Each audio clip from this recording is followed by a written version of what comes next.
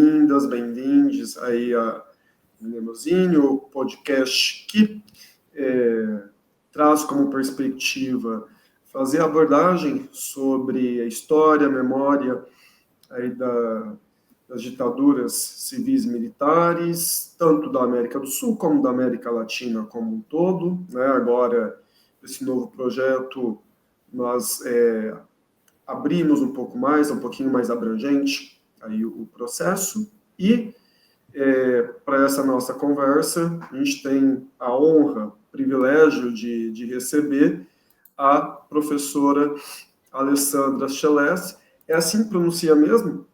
Schelest. Schelest, já comecei errando, tá ótimo. Né? Então, Alessandra, fique à vontade, se apresente aí para nós. Tiago, agradeço demais o convite. É o sonho, né, de todo historiador que vive atrás dos livros, da escrivaninha, do computador, poder falar um pouquinho sobre o nosso trabalho, que é, assim, um pouquinho duro, né, falar sobre ditadura, sobre golpe de Estado, sobre tudo isso, mas que é necessário, né? E abrir esse espacinho é assim essencial, porque as pessoas também precisam ter acesso, né, a essas informações que acham que são muito distantes delas, que ficou lá no passado, né? Que esse passado se acabou, né? Que não está mais aqui com a gente.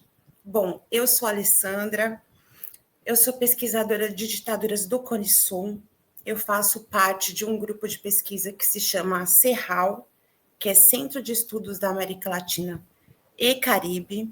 É um grupo de estudos especializado em violência institucional e ditaduras, né? Ele é ligado à PUC São Paulo, né?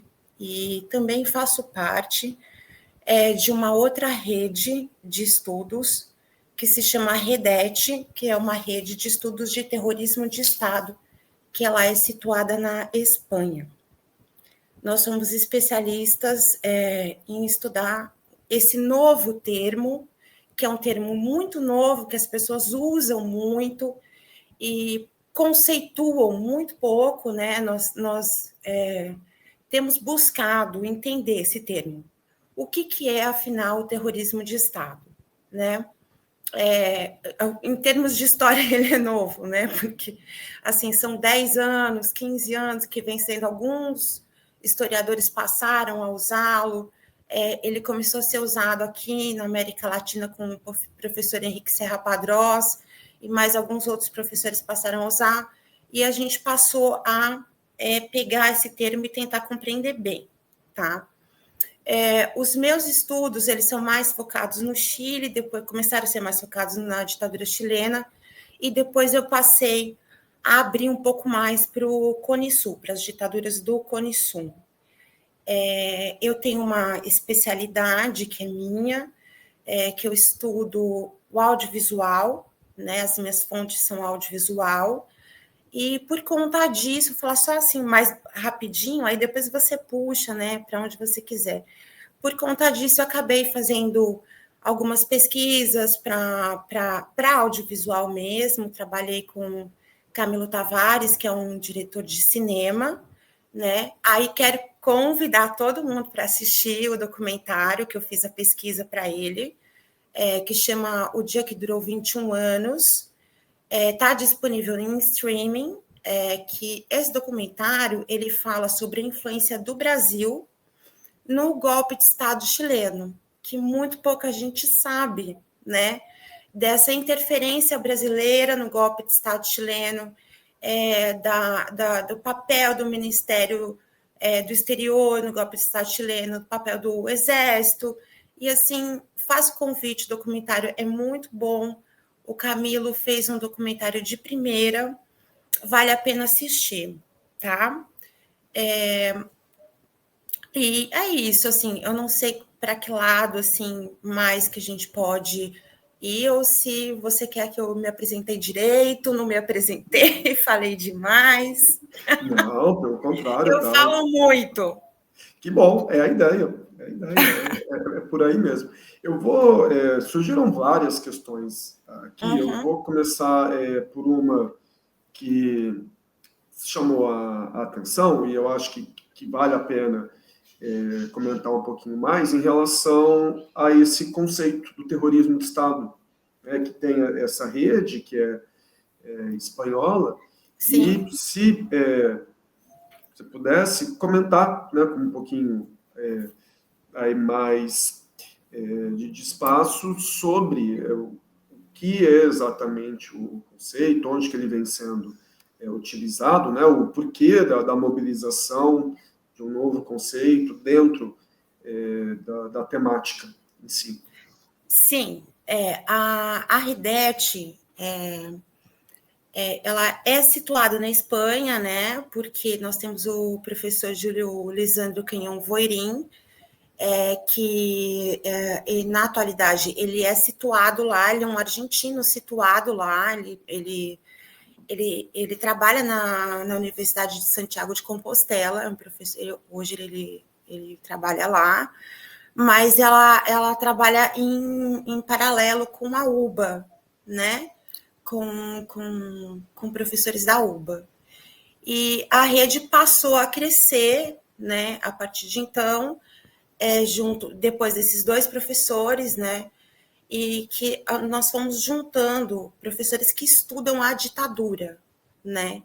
Para entender o que é a ditadura, né? O que se trata da ditadura. Partiu deles, né?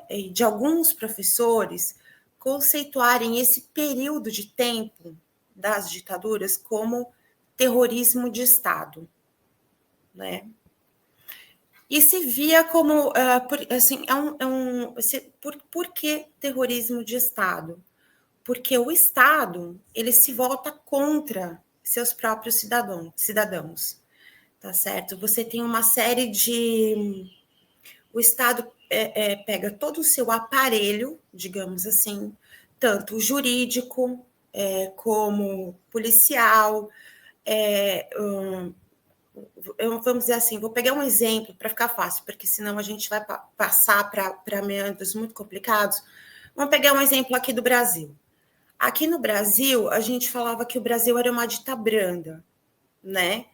Porque, de repente, funcionava a Câmara, o Senado, tinham os governadores, os prefeitos, até certas eleições.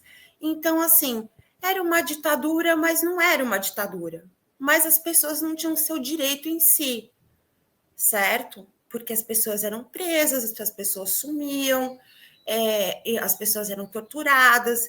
Então, assim, por que é que se começou a cunhar esse terrorismo de Estado? Porque o Estado se utilizava, sim, né, de todos os seus aparelhos para tirar essas liberdades que essas pessoas em uma ditadura, não, em uma democracia que seria uma democracia, teriam normalmente, né? Então, vários autores começaram, vou até dar um exemplo aqui, deixa eu recuperar, que eu acho que é mais fácil. Então, passaram a surgir vários autores para tentar entender por que o Estado ele se torna terrorista frente aos seus cidadãos. Começou a surgir, por exemplo, na Argentina, com o Basualdo, que vai falar que o Estado ele vai fazer uma reforma estrutural de todo o capital, e isso é uma condição de possibilidade econômica para essa reestruturação somente através desse terrorismo de Estado. O que é esse terrorismo de Estado? A prisão, o desaparecimento, a tortura, a repressão, né?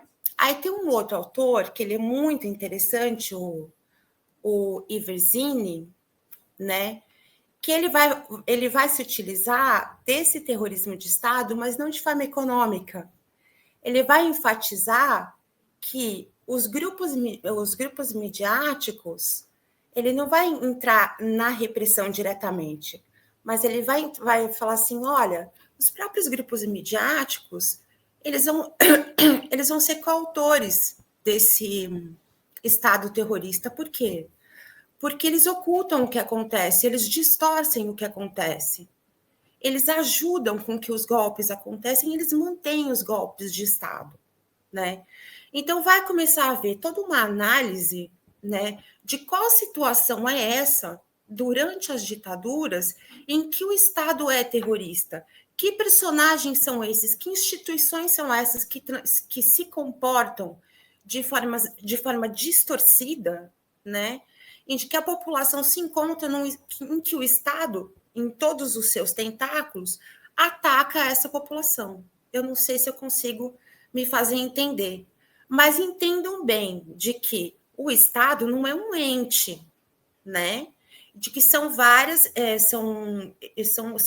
interesses que fazem parte do Estado. Quando a gente fala de Estado, a gente não pode tratar o Estado como um ente, né? Por isso que hoje, inclusive, né, já existe grupos tratando, né, a ditadura como ditadura civil, empresarial, militar, diante das últimas pesquisas, né?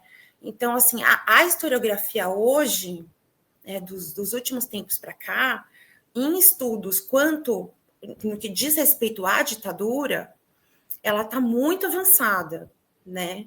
Ela vem avançando muito. Aqui o Brasil, esse último ano, né, depois do CAAF, dessas investigações do CAAF, das empresas, né, foi assim um avanço historiográfico para nós, né? Eu não sei se eu consegui me fazer explicar. Com certeza, com certeza.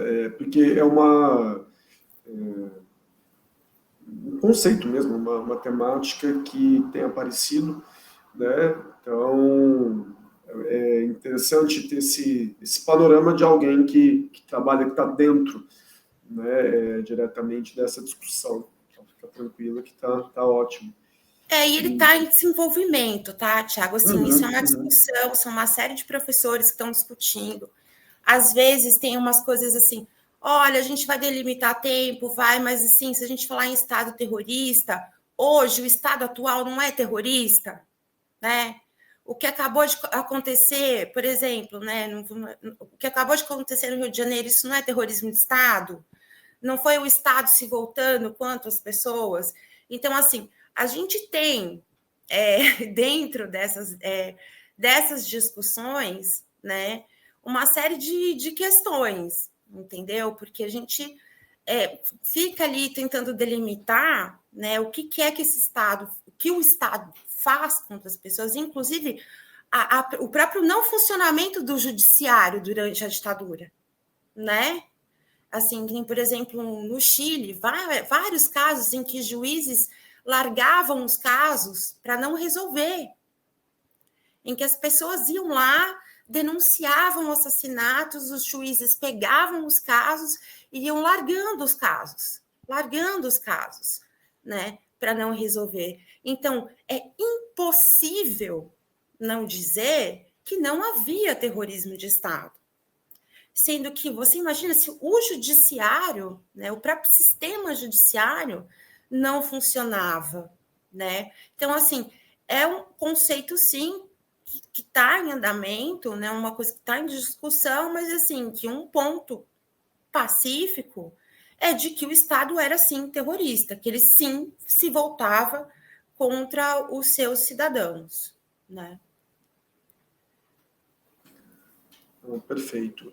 E, Alessandra, partindo de uma outra questão que tinha comentado na apresentação, né, que a tua especialidade é Chile e mais especificamente a questão do audiovisual, né, que se aprofundou nas suas pesquisas.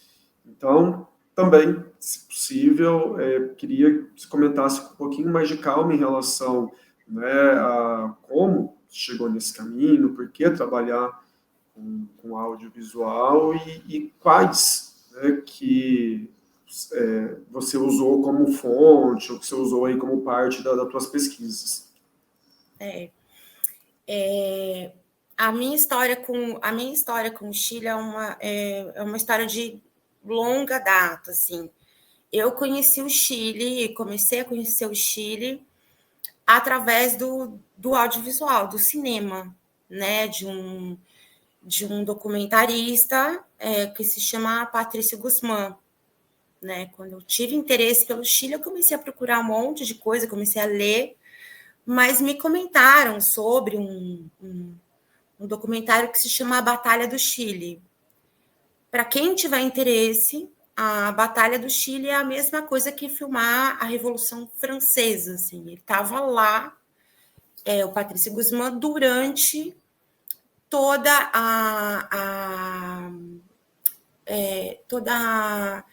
todo o processo revolucionário chileno, inclusive durante o processo de golpe, né? O Guzmán filmou. E eu fiquei muito empolgada com aquilo, eu achei aquilo uma coisa esplêndida, né? E eu quis estudar o trabalho do Guzmán, não a pessoa do Guzmán, não a beleza das imagens do Guzmán, mas o que ele estava filmando ali, né? E eu passei a frequentar festivais de cinema, de um festival de cinema dele em Santiago, estava tendo uma mostra, né, de imagens não editadas de um tal de Pablo Salas. Eu entrei nessa mostra e era uma mostra aí que você vê como quando a gente fala de terrorismo de Estado e de como nós somos levados, assim, no geral, a acreditar em outras coisas, né? Agora, com o Pablo Salas, eu me choquei, porque ele era um cinegrafista de resistência, independente, que filmava tudo que acontecia no Chile durante os anos 80. E o que acontecia no Chile durante os anos 80? Muita coisa.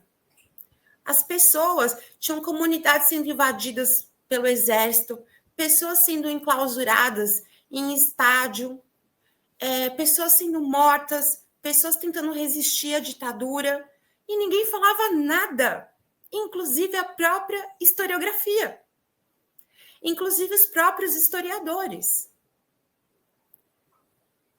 Quando eu assisti aquilo, eu fiquei chocada. Eu falei, mas como assim?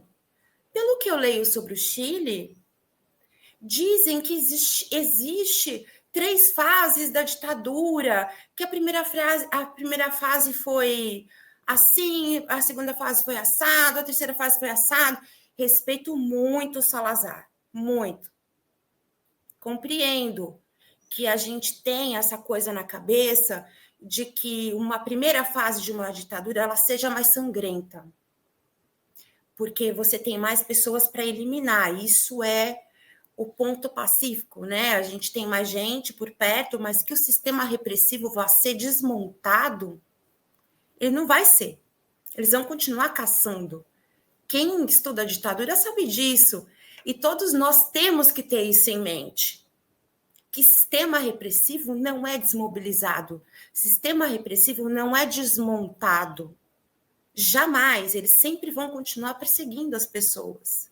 Então, não existe uma primeira, segunda, terceira fase, e nem aqui no Brasil, não existe a fase mais repressiva da ditadura, e depois existe como algumas pessoas querem, né, pensar, uma fase mais, não existe fase mais, fase menos. Existe sistema repressivo e acabou. Quando eu comecei a estudar as imagens do Pablo Salas, que foi, por fim, minha dissertação de mestrado, acabei desistindo do Guzmán. Falei, não, eu quero estudar isso aqui. Eu acabei descobrindo tudo isso, né? Acabou sendo a minha dissertação de mestrado e acabei falando sobre o Pablo Salas, acabei falando sobre os anos 80 no Chile, sobre a repressão feroz que existia nos anos 80, sobre pessoas sendo assassinadas, sobre pessoas sendo degoladas, sobre pessoas sendo queimadas vivas, sobre pessoas tentando resistir, né? E assim, não é que eu estudo cinema, eu estudo essas imagens. Eu peguei essas imagens, entendi a importância, vi lá a importância delas e fiz uma análise de fragmentos, que era o que o Pablo Salas tinha. Ele entendeu qual era a importância de filmar aquilo, que aquilo era uma denúncia, né, para o mundo. Filmava movimentos sociais ali saindo corajosamente às ruas para protestar, e a polícia indo para cima, polícia, exército, e ele estava lá filmando, e ele mandava isso para fora. E ele passou quase que a vida inteira dele desconhecido, ninguém sabia quem era essa criatura. Ninguém sabia. Ele guardava todas as fitas de vídeo dele no estúdio dele, com portas e portas de ferro, morrendo de medo que alguma coisa acontecesse com ele. Essa era a vida dele. Essa era a vida dele. Há pouquíssimo tempo, para você ter ideia, Tiago, há pouquíssimo tempo, faz 2 anos, a USAT, UT era o nome antigo dela, desculpa. A USAT, que é a Universidade de Santiago do Chile, resguardou, pegou as fitas dele para resguardar, porque ele já está com uma certa idade. Isso fazem 2 anos, 2 anos. E sabe por quê? Eu vou te falar por quê. Faz há um tempo atrás, eu falo muito, a hora que eu estiver falando demais é só me interromper. Faz um tempo atrás, quando eu estava fazendo as pesquisas para o Camilo queria uma entrevista do Patrício Guzmán, esse documentarista bárbaro, né, que fala sobre toda a história do Chile. E ele queria uma entrevista para o documentário. Ele, Ale, você já falou com ele, você conversa com ele. Se ele não dá uma entrevista para o nosso documentário, falei, vamos tentar. Né? Ele estava aqui pelo Brasil, numa reunião, divulgando um documentário dele. Conversei com ele para o Camilo, né? E entreguei a minha dissertação de mestrado de capa verde, Tiago, uma vergonha, né? Porque não era livro. Que a gente sabe que vida de historiador é assim, a gente não... Viu, gente? Vida de historiador é assim, a gente não fica publicando livro porque, assim, que quando a gente fala assim, olha a minha dissertação mesmo. E eu, morrendo de vergonha, falei assim para o Guzmán, falei, olha... Não, o Guzmán falou assim, eu falei assim, mostrei assim para o Guzmán minha dissertação, e ele falou assim, então até que enfim você escreveu sobre mim? Falei, não, desculpa, porque eu tinha pedido um monte de material para ele, porque se vocês não sabem, historiador é chato também. A gente pede coisas, a gente anda atrás, a gente não sei o quê, e eu pedi um monte de coisa para o Guzmán. E na época que eu pedi, não era que nem agora, sabe? Que assim você manda via internet. Ele me mandou tudo via correio. Todos os CDs dos filmes dele para eu estudar. Aí ele achou que eu ia escrever sobre ele. Eu escrevi sobre o Salas. Aí eu falei, olha, eu escrevi aqui sobre o Salas. É que é seu amigo. Amigo não, o Guzmán conhecia ele, assim, de vezes, tal, não sei o quê. Aí eu falei, eu acho que você deveria ver isso. Ele me perguntou, o Guzmán, o Patrício Guzmán, ele me perguntou, mas o que é isso? O que está acontecendo lá, né? Nos anos 80, no Chile? E aí eu falei tudo que eu acabei de falar para vocês.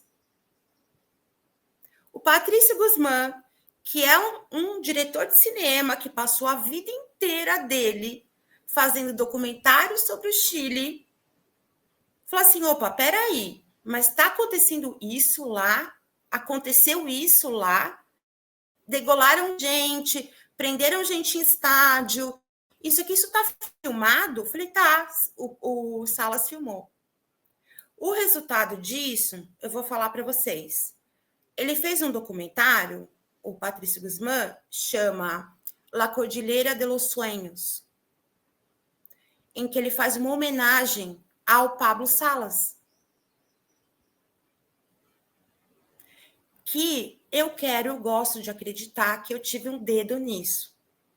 porque ele ainda estava fazendo as pesquisas. Não vou falar que a pesquisa é minha, mas quem quer saber um pouquinho do que é filmado, do que o Salas fez, está lá, entendeu? Mas, assim, qual é a moral, assim, dessa história toda? Os próprios chilenos, né, não deram atenção e não quiseram discutir a ferocidade e o que estava acontecendo lá nos anos 80. Não falaram sobre isso. Como a gente também não fala aqui. Entendeu? A gente também não fala. Assim, eu gosto de olhar para a minha dissertação de mestrado como... Não é que ela não é só sobre o Chile, sabe? Que ela é sobre todas as ditaduras. Porque a gente dá uma atenção para o que aconteceu lá no começo. E depois a continuidade sobre tudo que eles continuaram fazendo, aí não importa mais, sabe? Eu acho que esse que foi o trabalho que eu fiz na dissertação. E a dissertação me levou para a minha curiosidade de por que disso? O que é que foi que aconteceu? Por que é que a gente ficou nessa... Não estou falando dos historiadores, tá? Porque nós somos curiosos, a gente sempre vai buscar... Agora eu vou defender a gente sempre vai buscar uma resposta. Mas, por fim, eu continuei nos filmes, né? E porque durante as pesquisas eu acabei achando mais algumas imagens, algumas coisas que me interessou muito durante as pesquisas que eu acabei fazendo para o documentário do Camilo, e eu acabei caindo numa questão que eu achei muito interessante, que depois a gente pode falar sobre isso, que é o golpe estético que as ditaduras promovem. E é o que a gente vem passando, e o que a gente passa, né? Durante todo esse tempo, o que a gente vem passando como se fosse um círculo vicioso, né? Eu acho que eu falei muito de novo, né? Não, imagina. Eu só queria fazer pergunta bem pontual. Tanto o documentário do Camilo Santana, né, que você fez a pesquisa, quanto esse... Tavares, estou com Santana na cabeça. É outro Camilo. E o documentário do Guzmán sobre o Salas, os dois estão disponíveis em YouTube, alguma coisa do tipo, ou não? O do Camilo, ele está disponível em streaming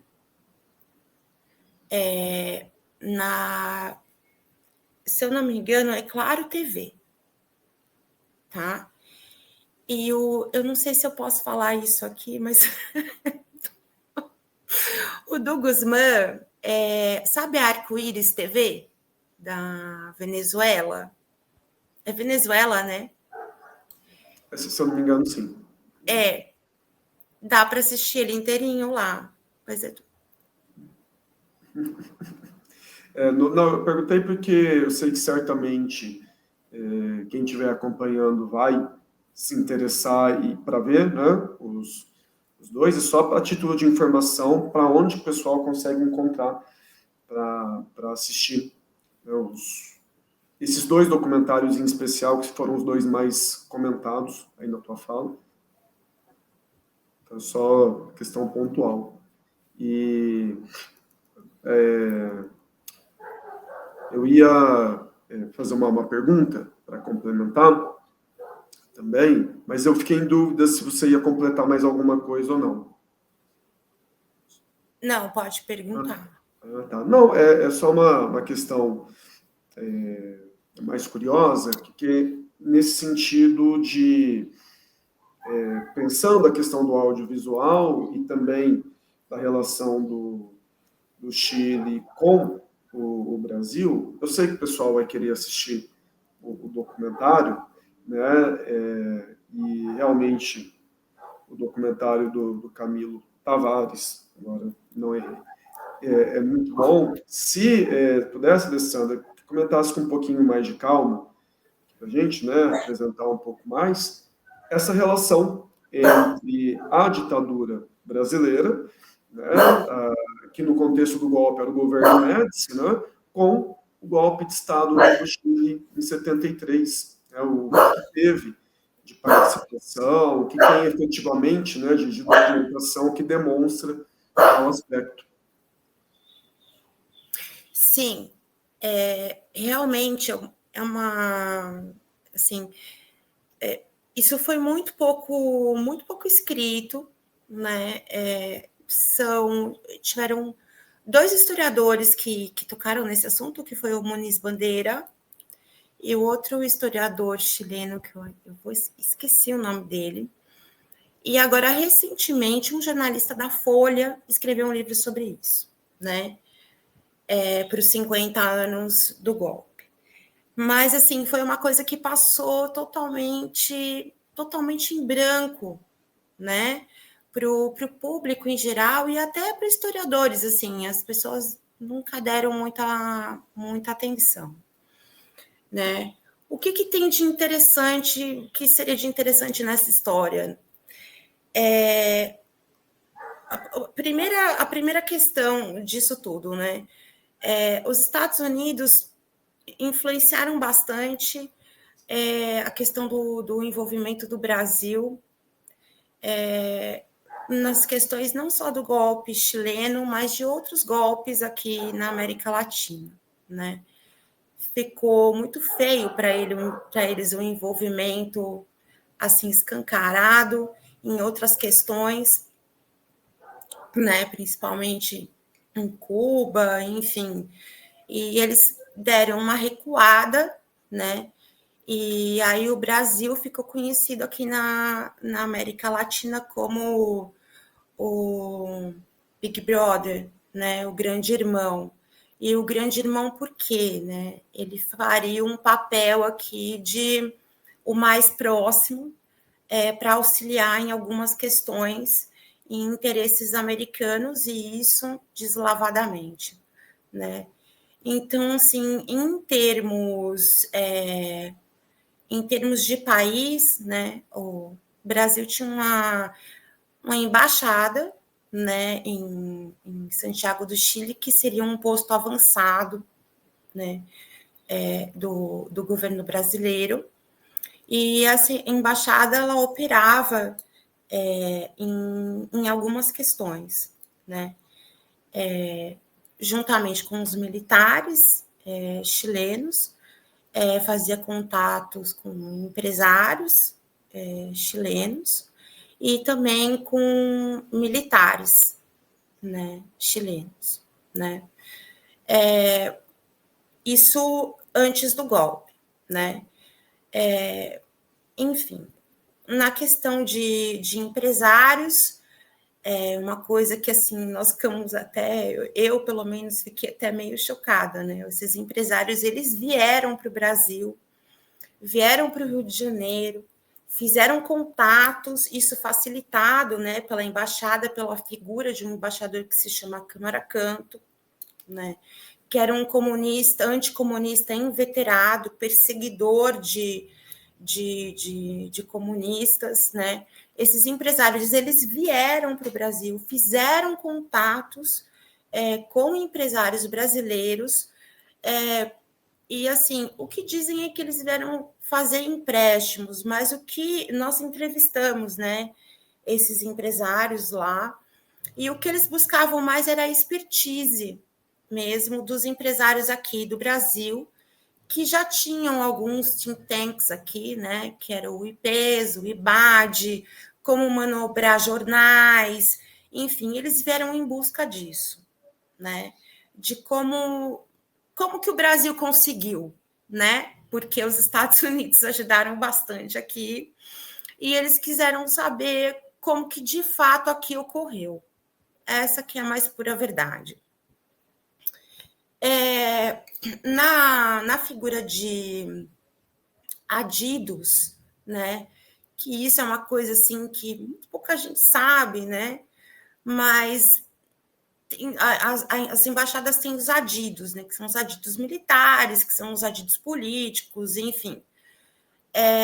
Tinham os adidos militares que tratavam intimamente, né, de armas, de informações militares, e nós conseguimos assim ali entender através de documentos, está documentado, tudo no filme. Quem assistiu o filme vai ver que o filme é um pouquinho de imagem, narração e documento. Nós conseguimos uma infinidade de documentos, não tem nada que a gente ache, tá? Esses adidos, eles estavam lá para duas coisas, né? Tinha um adido especial, que era um adido que a gente mal conseguiu, ele nem entra no filme, nem chegou a entrar no filme, porque ele falava totalmente decodificado, era um espião, né? Isso nem entrou no filme, eu cheguei a correr atrás de pessoas que conheceram esse adido, um mordomo que trabalhou na embaixada, que conhecia esse adido, esse mordomo até hoje vive em Paris de medo, porque ele sabe de tudo que aconteceu lá, ele sabe quem é esse adido, e esse adido andava, vigiava, né, pessoas que fugiam daqui porque a gente sabe que lá era o governo Allende, né, e as pessoas fugiam daqui da ditadura brasileira e se refugiavam lá, né.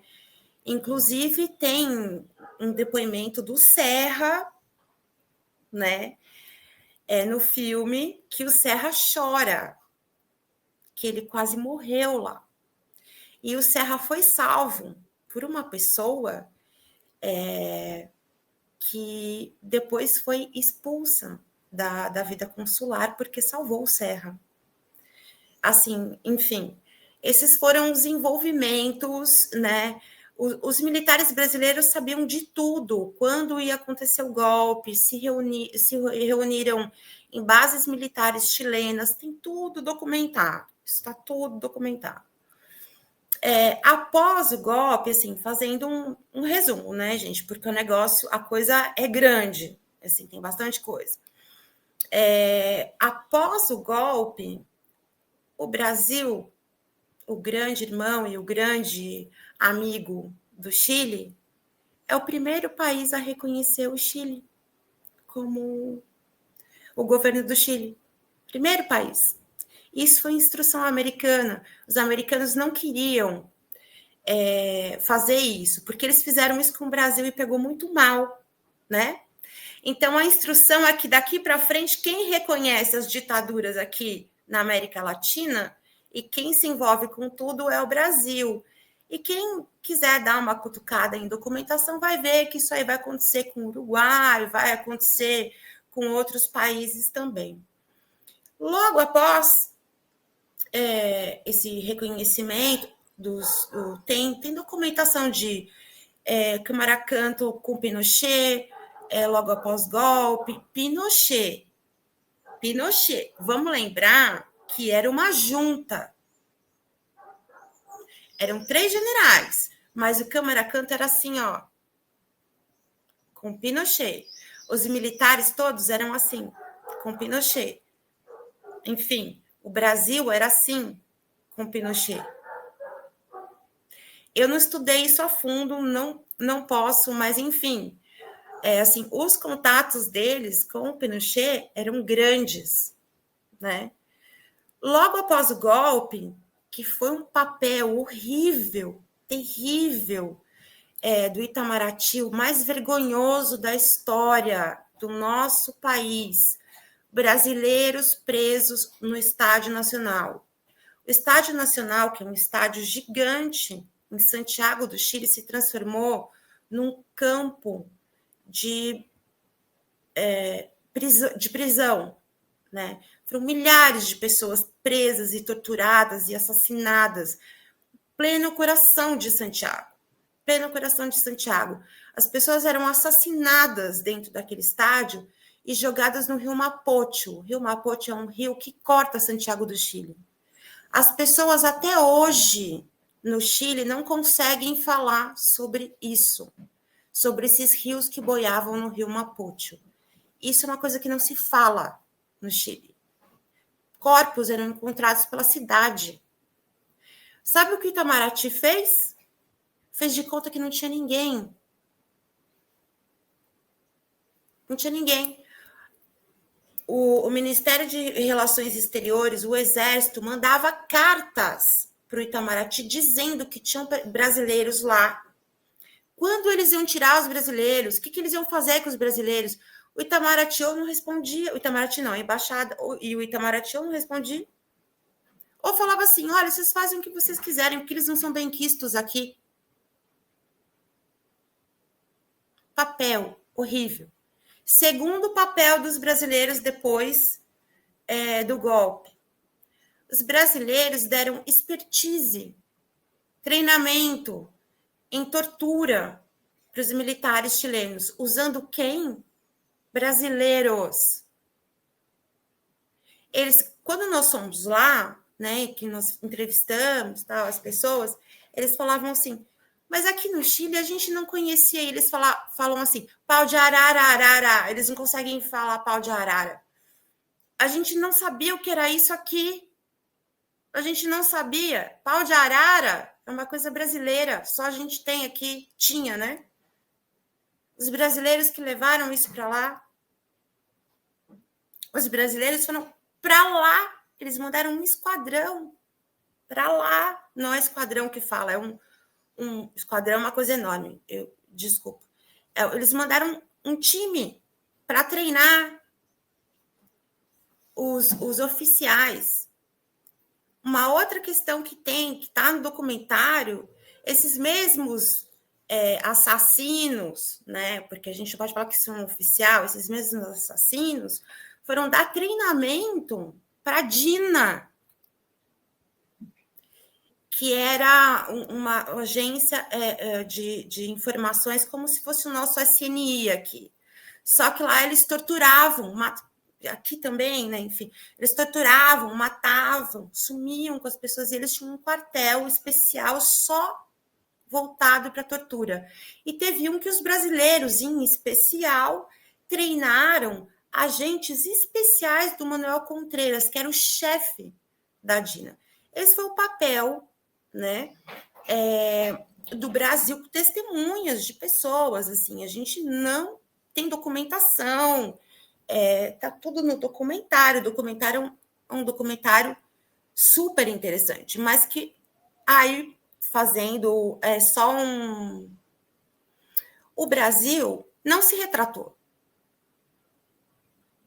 O Brasil não pediu desculpas, sabe?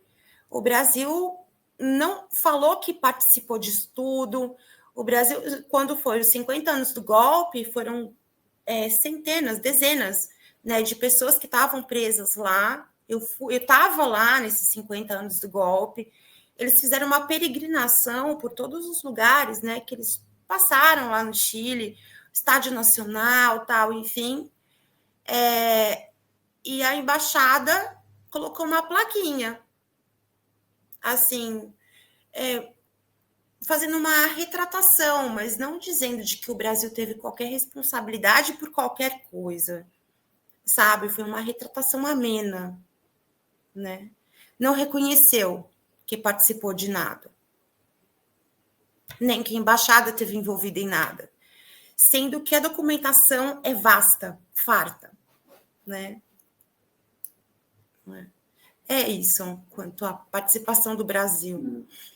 E essa documentação, tem alguma coisa disponível online que dê para acessar de maneira gratuita ou não? É só lá? Então, olha, essa documentação, assim, ela é toda a documentação do Itamaraty, né? Para quem tiver online, quem quiser pesquisar online, pode entrar na CIA, tem todo o plano, mas não vai conseguir a participação do Brasil, né? Eu duvido muito que o Brasil vá deixar qualquer coisa online, né? Dessa documentação do Itamaraty. Essa documentação eu passei algumas semanas no Itamaraty levantando, né? E mesmo assim não tinha tudo, tinha coisa faltando. Isso é uma coisa que eu devo falar. Tá? Quando eu fui para o Itamaraty, que eu fui levantar essa documentação, tinham coisas que o Muniz Bandeira, por exemplo, documentos, porque eu fiz uma listagem do que o Muniz Bandeira tinha de documentação. Eu cheguei no Itamaraty, já não tinha toda a documentação. Tinha documento faltando. O pessoal do Itamaraty ficou doido. Assim, me ajudando, tentando me ajudar a encontrar documentos, alguns documentos que eram cruciais. Esses documentos não estavam lá. Curiosamente, não estavam lá. Ninguém soube me explicar, né, aonde estavam esses documentos. Muito estranho. Tinha coisa bagunçada, coisa que não estava lá. Isso é uma questão de que, assim, se a gente vai falar em memória, né, os nossos arquivos, e tem muitos colegas que trabalham em arquivos, os nossos arquivos estão sendo desmontados, e a gente tem que falar disso, né? A gente tem que cobrar das autoridades cuidado com os nossos arquivos, porque é a nossa história, né?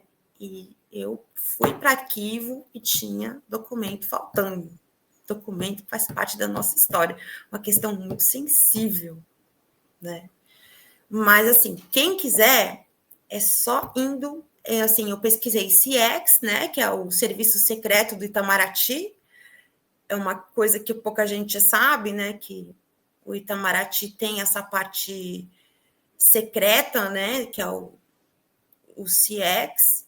Não é do Exército, isso é do Ministério do Exterior, né? E também em Brasília, tem que pesquisar. Para ter esses documentos é só assim mesmo. E se alguém precisar de algo, enfim, algum documento que seja assim, eu posso ceder algum documento sem problemas, assim.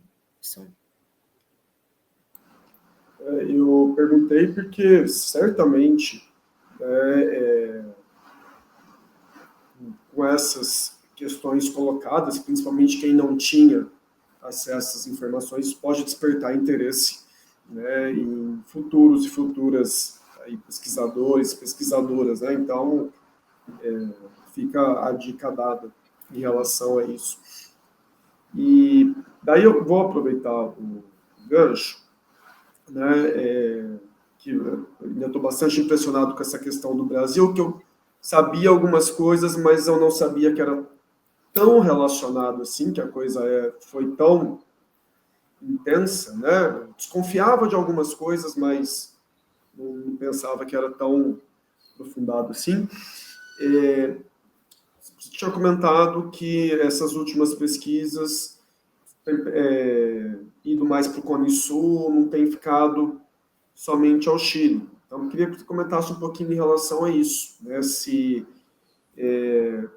essas suas pesquisas ou reflexões mais atuais têm essa questão do envolvimento com o Brasil, ou se são para outros países, o que é exatamente essa possível rede, essa conexão aí de pesquisa, né? Então, pudesse comentar um pouquinho também sobre.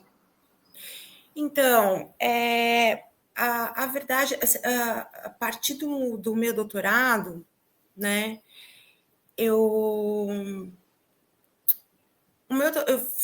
só o tema do meu doutorado, né, o meu doutorado, ele chama golpe estético, ele fala sobre o golpe estético. O que seria o golpe estético, né? É impossível você dar um golpe, né, sem antes haver um entendimento da sociedade que esse golpe tem que acontecer, né? Não tem como, né? Não se dá um golpe colocando só canhões na rua, tanques, soldados, e como houve no Chile, aqui no Brasil saíram meia dúzia de soldados no Chile bombardearam La Moneda, e assim, enfim, como aconteceu no Cone Sul, esses golpes tradicionais, a população tem que acreditar que isso é necessário, né? E para isso existe uma fórmula, né? Uma fórmula dada já desde 54, né? Que a gente sabe lá na Nicarágua, que eu ia falar Guatemala, Nicarágua, né? Isso foi testado lá, enfim, deu certo, veio para cá, o que a gente conhecia como Operação Brother-Sun, enfim, a gente passou por essa incitação, né, da população, que a gente ia ser tomado pelo caos comunista, que o Brasil ia virar comunista, que o governo já não tinha mais condições de administrar o país, tal. Isso é muito, né? Às vezes parece muito familiar, né? Vai parecendo muito familiar. Eu não estou simplificando, tá? É muito mais complexo que isso, mas é que para eu ser rápida, eu estou simplificando um pouco. Mas isso vai se repetindo, né? E depois dos golpes, passa a acontecer uma série de modificações nessas sociedades, né? Que eu chamo de golpe estético, né? E que seria estético, né? Você fazer com que as pessoas tenham uma sensação, uma percepção, né, diferente, né, dessa sociedade. Essa sociedade ela tem que mudar, né? No caso da América Latina, do Cone Sul, né, tinha um objetivo bem claro, né? A situação econômica, o sistema econômico na época ele tinha que ser alterado, né? No Chile foi implantado um sistema violento neoliberal, né? Tinha que sair de uma sociedade que estava almejando o comunismo para um sistema neoliberal onde as pessoas não têm nem sistema de aposentadoria, né? Não tem sistema de saúde, é o que a gente viu agora há pouco, essa estalido que teve no Chile foi justamente por causa disso. As pessoas não estão conseguindo comer, não estão conseguindo morar, né? Enfim, quando eu passo a perceber isso, eu tentei começar a entender como isso se dá, né? Como os golpes, né? Eles vão passar a operar na sociedade, né, para fazer com que as pessoas se comportem de uma certa forma para além, né, ou através ou com o terrorismo de Estado, né? Porque não é só o terror, não é? Existem as pessoas,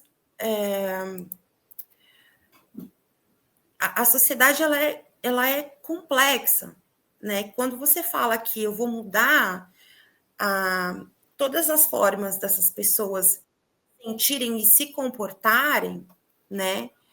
Eu vou ter que alterar várias coisas, né? Então, eu passei na minha tese de doutorado tentando entender como que esses complexos, que são complexos, né?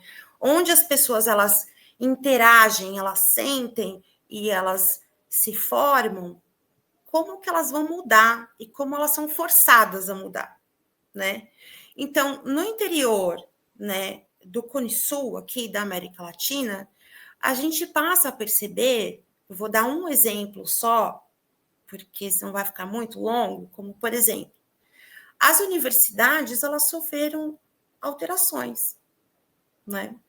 Por exemplo, no Chile, na Argentina, as universidades, elas passaram a ser dirigidas por reitores militares.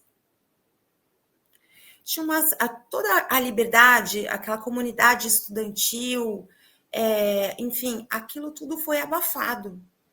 Os currículos foram alterados, professores foram mandados embora, professores foram assassinados, estudantes foram assassinados. Então, de uma hora para outra, o que era uma vida universitária passou a ser outra.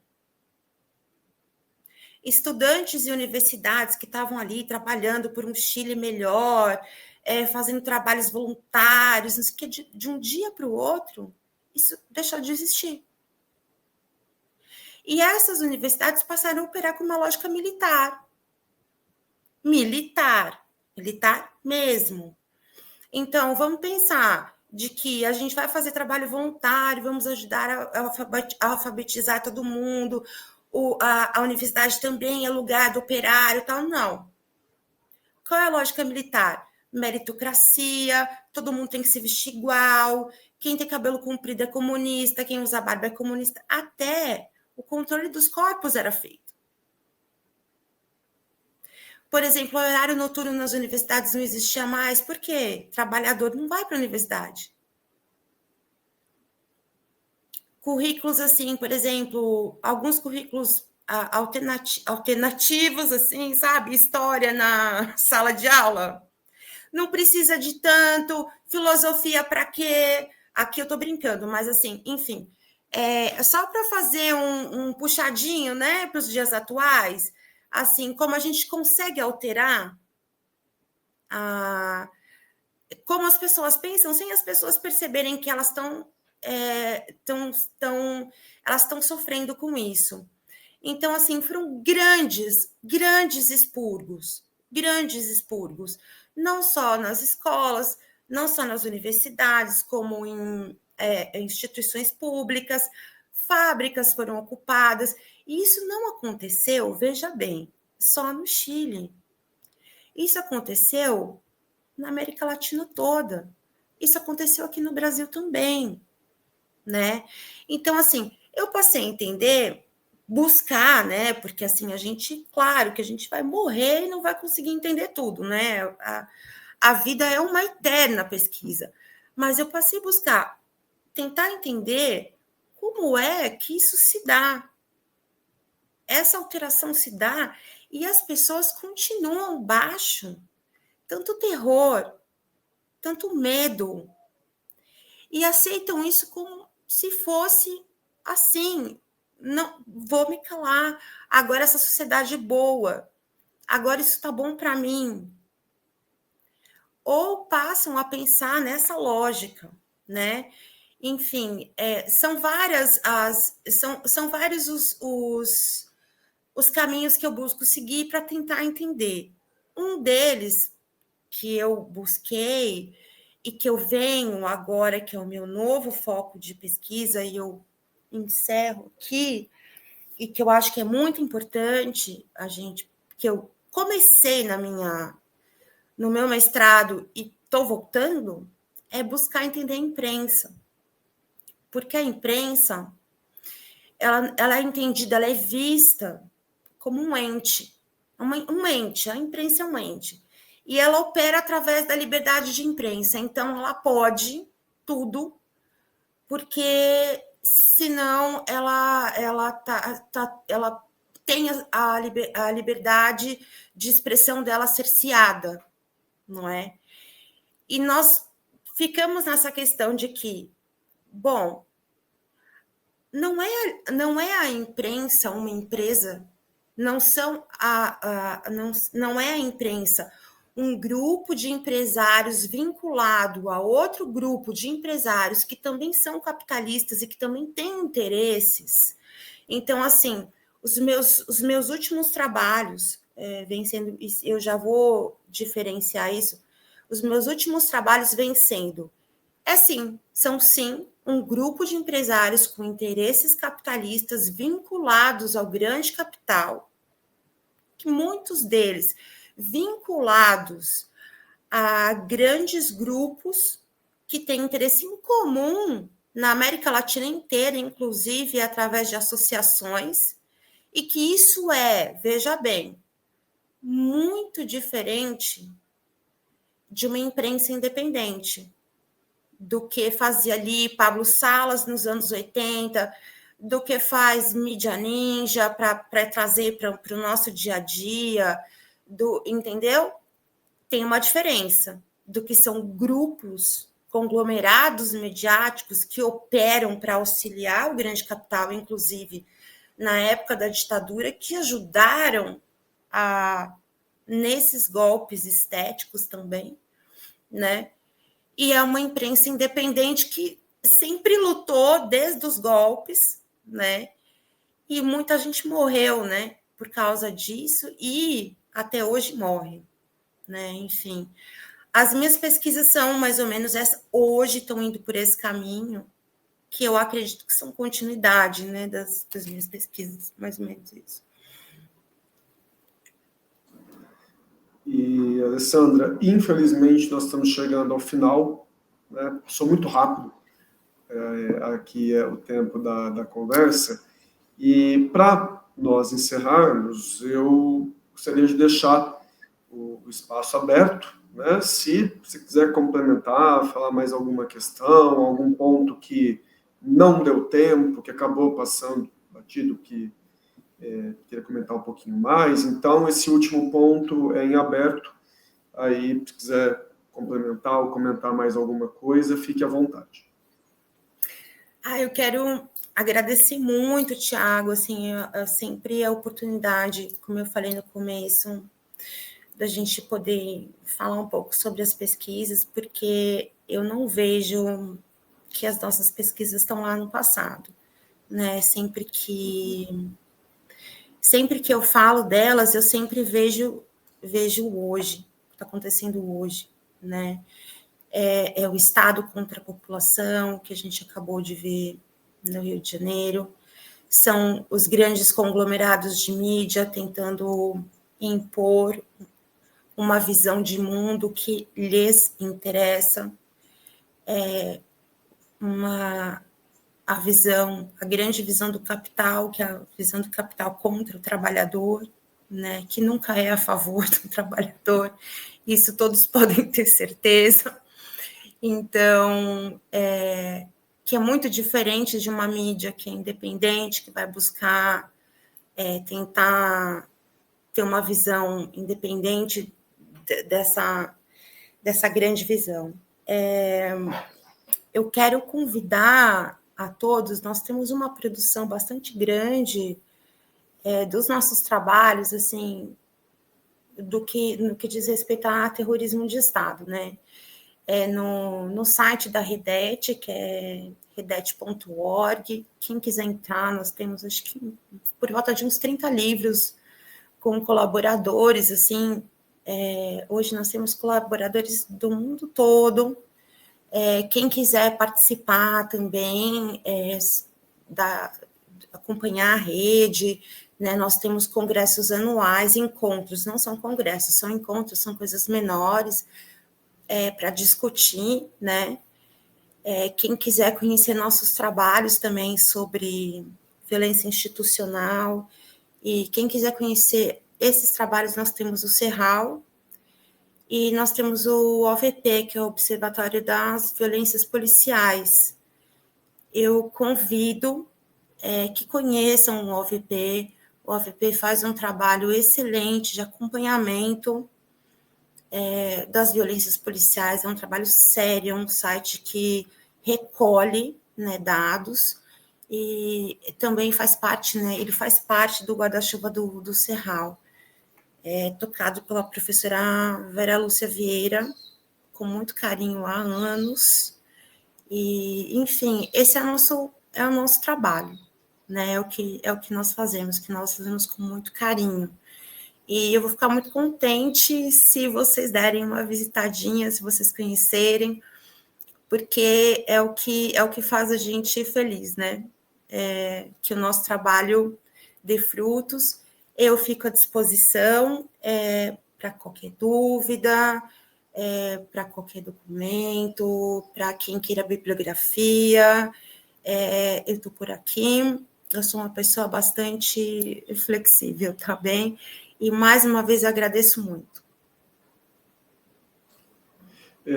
Nós vamos deixar aí as indicações na descrição do vídeo, né? E aí, certamente, quem quiser acompanhar já consegue entrar por lá diretamente. E, Alessandra, somos nós que agradecemos. Certamente, aqui dessa conversa breve, né, tanto para mim quanto para quem for acompanhar, vai sair muitos insights, muitas questões, muitas reflexões importantes, e que bom, né, que você nos concedeu aí o privilégio de ouvir um pouco dessas reflexões, desses levantamentos e da tua trajetória de pesquisa, que também é tua trajetória de vida, né? Isso é sempre gratificante de compartilhar e, no nosso caso, de ouvir e de acompanhar. Tá? Então, muito obrigado, realmente. Né? As portas sempre estão abertas, né? Vira e volta, a gente está fazendo alguma coisa por aqui. Então, sempre que quiser voltar, tá? Já fique convidado. Eu agradeço, Tiago. Um abração para todos os ouvintes.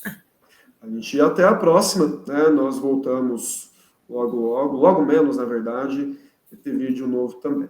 Tá? Tudo de bom, gente. Vai ser um prazer. Tchau, tchau.